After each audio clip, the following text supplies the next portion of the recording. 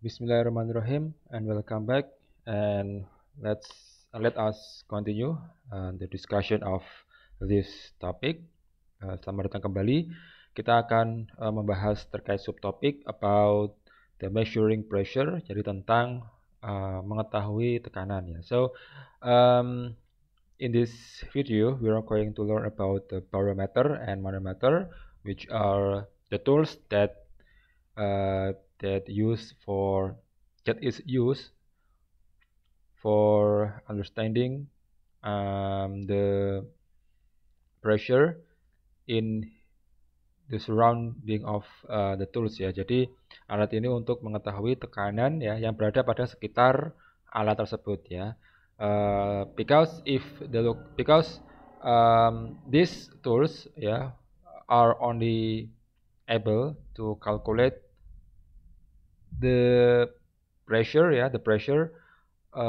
around the tools only ya. So we cannot interpret the pressure condition in for location ya of the tools ya. Jadi kita nggak bisa menghitung tekanan yang berada jauh gitu ya, sehingga alat ini efektif tapi pada area tertentu saja.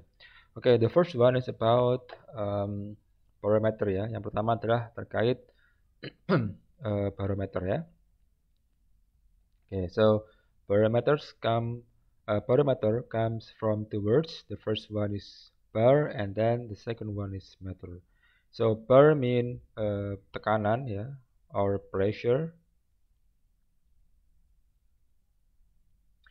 And then meter is a term to indicate something that can do calculation ya. Jadi meter itu menggambarkan sesuatu yang bisa melakukan perhitungan ya, or measurement ya, atau per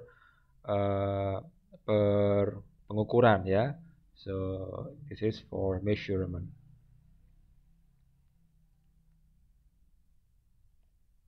Okay, and this is the simple method of barometer. So barometer use a fluid called mercury ya. So mercury is air raksa in bahasa Indonesia, and this is the fluid ya. Jadi ini adalah fluidanya, and if we take a look from the face ya, kalau kita lihat dari muka ya, itu bentuknya akan seperti ini ya. The form of this barometer will be like this ya, and this is the fluid ya.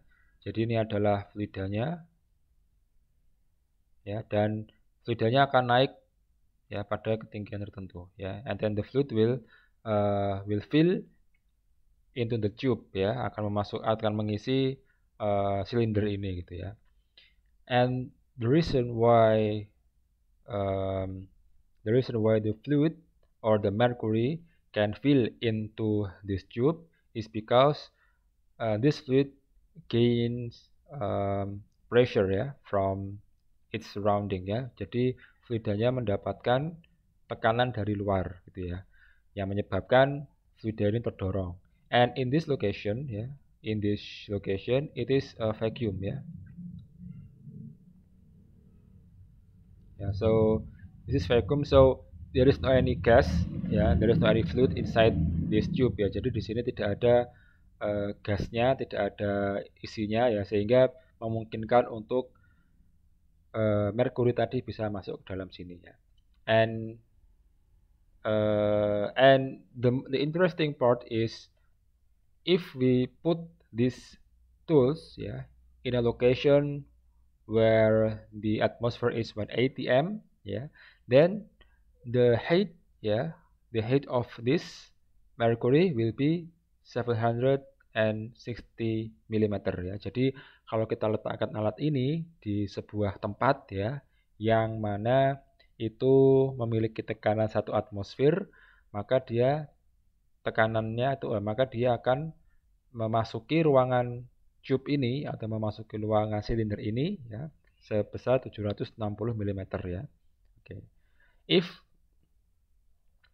this tool ya is put in a location which has 2 ATM ya, then the height will be twice ya. Jadi kalau dimasukkan di 2 ATM ya, maka ketinggian daripada barometer ini ya, ketinggian daripada merkuri ini akan 2 kali lipatnya ya. So if the tool is located at 1 ATM place ya, di tempat yang 1 ATM, then the height of mercury ya will be 700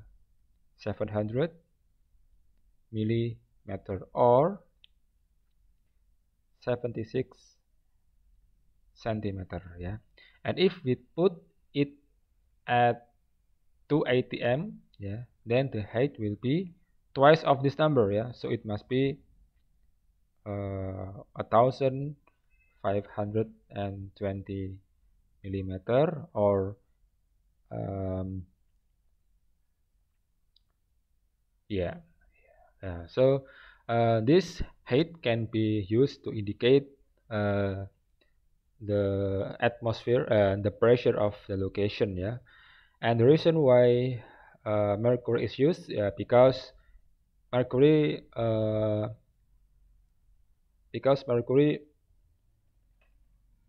can fill only 760 millimeter in 1 atmosphere of pressure ya. Jadi alasan mengapa menggunakan merkuri karena kalau kena 1 atmosfer dia ketinggiannya akan 760 mm ya. Nah, itu lebih simpel kalau daripada menggunakan air ya. And it will be more simple if we use water, because if we use water then in 1 ATM it will have very high tube ya. If water filled barometer would need to be 10 meter long. Jadi kalau menggunakan air maka ketinggiannya itu akan 10 meter ya. Jadi sangat boros ya. Itulah kenapa menggunakan merkuri ya. Okay. Because mercury is simple ya, because it's only fill 760 mm ya. Okay, so that is for barometer. And then we go to manometer. So manometer is okay yeah. So so manometer is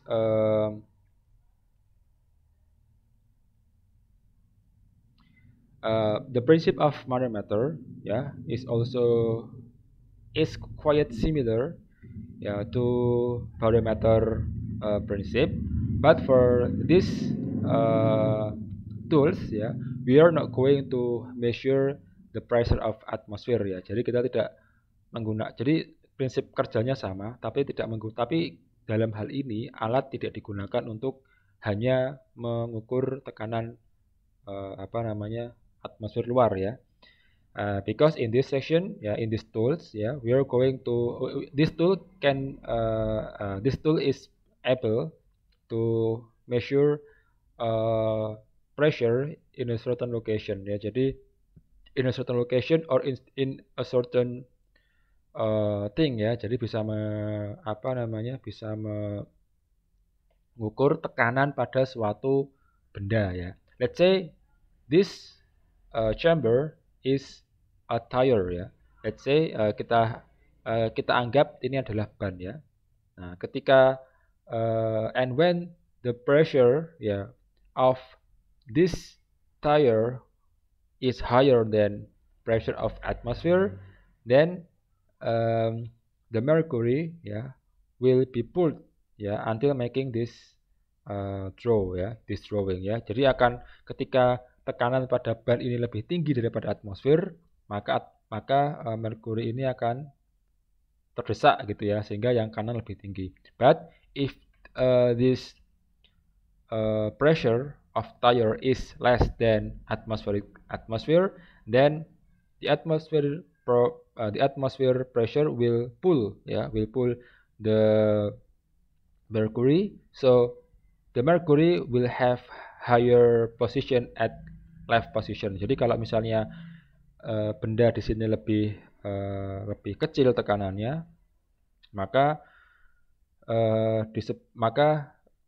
akan tersedot gitu ya. Jadi yang tekanan di atas yang di permukaan ini atau tekanan pada atmosfer ini lebih besar, dia akan mendorong sehingga nanti ya, dan sehingga nanti gambarnya akan seperti ini ya. Jadi saya gambarkan lagi ya. Nah,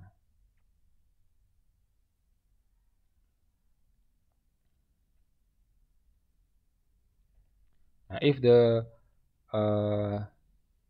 pressure of the tire is less than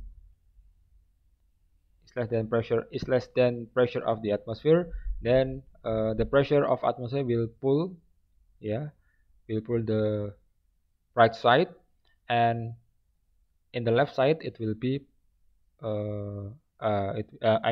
this atmosphere will push ya, akan mendorong bagian yang kanan, and the left side it will be pulled ya, yang sebelah kiri akan tertarik gitu ya. Nah, sehingga ini besar kekuatan mana gitu ya, antara yang di ruangan atau antara di band ini tadi dengan di atmosfer pada kondisi luar ruangan ya. Okay, so this is the simple principle of